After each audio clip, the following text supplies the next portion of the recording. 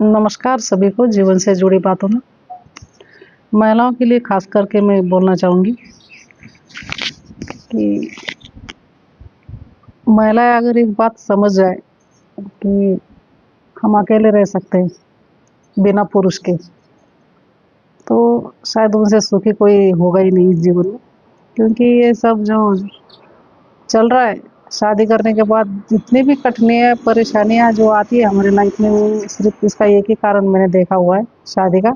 इससे पहले भी मैंने इस पर बात की है, क्योंकि पूरे फसाद की जड़ शादी है।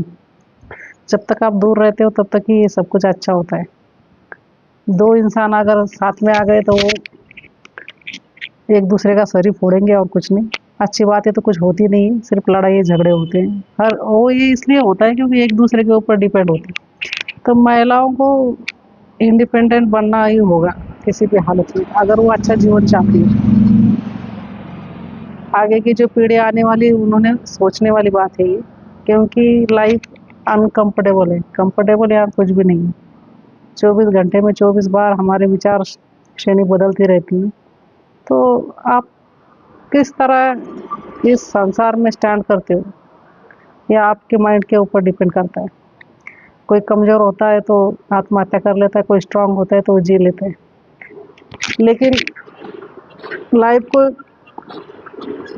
दुख बनाने का काम भी इंसान ही करता है खुद। हमारे लाइफ में अगर कोई लक्ष्य नहीं है तो हम शादी करेंगे, क्योंकि शादी ना करने की बहुत सी वजह है और करने की भी बहुत वजह है। मैं मानती हूँ जिसको बहुत बड़ा लक्ष्य प्राप्त करना है तो वो शादी नहीं करेगा।